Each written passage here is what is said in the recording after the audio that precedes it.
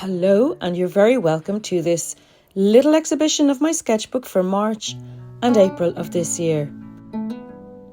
We're going to start with, I suppose, a swatch chart of some colours I was preparing for the new schminke set I have been designing. Now, this one means a lot to me. Tyrone House is just up the road from me, and I love painting it. And this whole thing is painted in granulating colours, which makes it all very soft. Well, this next one is Clarenbridge Village, which is a couple of miles from my little village. And in early March, there isn't much point trying to sit outside and sketch. So I pulled into the side of the street and used my special technique for perspective, which involves looking and estimating by eye. And it isn't always accurate, but it's a lot more fun than the one where you use vanishing points and so on. Now, this one's quite nice. A couple of crabs. Well, actually, it's one crab. The top side and the bottom side turned out to be a girl crab. I found out because I was looking up how the whole diagram thing works with the crabs. Top side done in super granulating colours and the bottom side done in Roman Schmal, regular bright watercolours. I loved doing this, and the guys in my class seemed to really enjoy this one as well. A lot of careful observation and a lot of three-dimensionality achieved just by careful looking and using lights and darks to suggest peaks and troughs. So then along came the 1 week, 100 people challenge, and I was up in Dublin and I decided to try and draw as many people as I could. So I was in Euston Station and I was in a couple of cafes up in Dublin, and I drew some people while I was waiting for trains. I used a purple ink, which I really liked, and I used super granulating colours in green and a kind of a soft brown. Any of you who've been following my podcast know that I have a trouble with my little dog Reuben. He cocks his leg in the house, so in this little sketch he's wearing his nappy. More people in Euston Station in Dublin, guy playing the piano, a couple of different guys, woman taking ages to get her train ticket. Sitting on the train, no one pays a blind bit of notice to someone doing some sketching, so that was very enjoyable. This one seemed to go down very well in class. I enjoyed painting some onions and getting those lovely shines. I don't know why I wrote the description in Italian. I'm drawing a blank on that one, no idea why. Well, I have 3 beautiful children, and this is my youngest. You can see her there on the left. That's Liv. And she's with her boyfriend, Arthur, who's also a lovely young man. And Livy is rolling out pastry. And I think this is probably the first time they've been sketched together. And I have no doubt that it will not be the last. I used, again, that same purple ink in the Fude pen, just because I really like the effect. And now in this one, I used a black ink and also in a Fude pen. I felt the subject, the Japanese guy, was appropriate.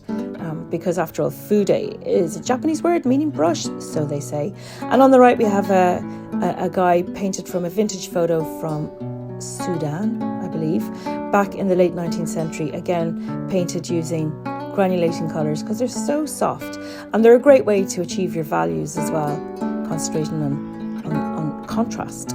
Here is St. Patrick's Day, and it could not be more different from the previous one, with these garish oranges and greens everywhere.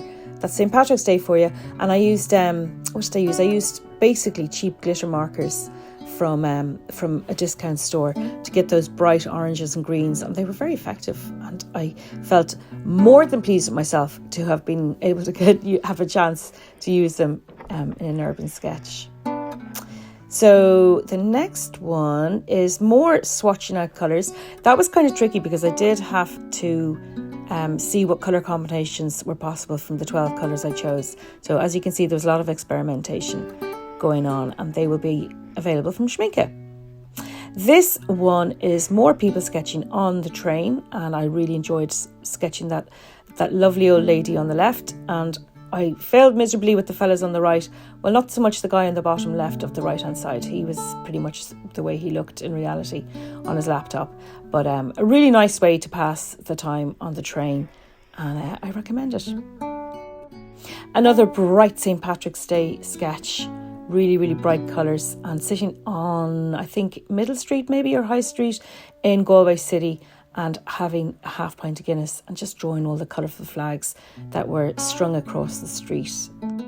The street looked really nice, and I was warm enough. I was warm, I wouldn't say toasty now, but I was pleasantly comfortable under a huge big parasol outside a pub, and yeah, it was a really nice way to spend a cold sunny afternoon. And back to the really muted colours. These are the 5 colours from the Urban set from the Schmincke Super Granulation range. I was out with my family in a cafe on a Sunday morning, and it's just a really nice way to spend the morning. Very, very soft colours. You just can't go crazy with colours when you're using these super muted ones, because no matter what you do with the colours, they are not going to be bright. So I guess these were a few taken from my class on sketching from vintage photos, and you can see I just used 1 or 2 colours, also in the super granulation range. I used deep sea violet, that's the purpley colour, and I used glacier brown, that's the browny colour. I didn't use much else. Might be a little bit of deep sea black there as well, but that's about it. Now, from the very muted to the very, very colourful, this was the sketch I did in a cafe in Galway City to illustrate the box of paints that Schmincke are producing, using my choice of colours. So I went with the choice of colours that I finally settled on, and I wanted to show how useful they'd be for a really colourful cafe sketching scenario. And I've seen the mock-up at this stage, and it looks amazing. So hopefully soon enough I'll see the real thing. Another sketch done from my car on a drizzly day. There's something about those crows nests, or rooks, or whatever you want to call them. And I just love the way they look like they're in a big apartment block for rooks, and chattering and crowing and cronking.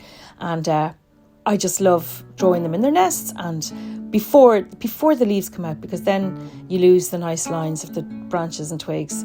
But in this one I really enjoyed just drawing all the rooks making an absolute racket in their apartment block, I suppose was a good way of describing it.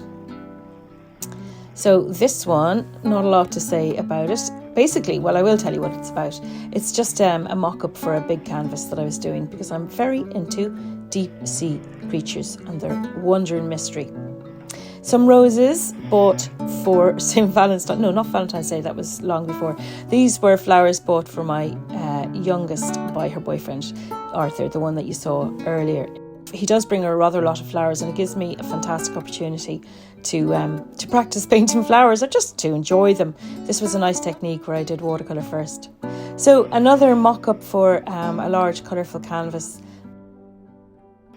So from the tropical to the extremely local, on the main one filling the page is a horse chestnut from my back garden.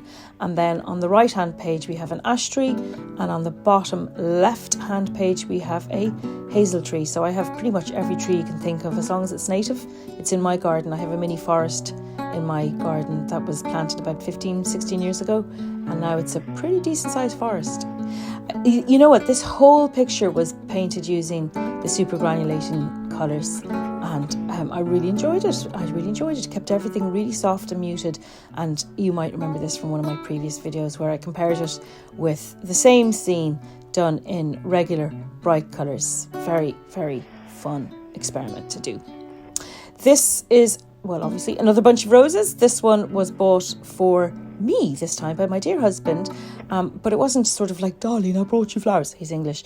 It was more, can you get me some white roses, please? Yeah, sure, no problem. What type do you want? So there you go. So here's a lovely orchid brought by the mum of my daughter's lovely boyfriend. His lovely mother brought me some orchids when we had them over for lunch on Easter Sunday a few weeks ago. So I still would like to paint them. The reason they're just drawn only was to compare the Fude nib with the straight nib, and to see how people would like that and how they reacted differently.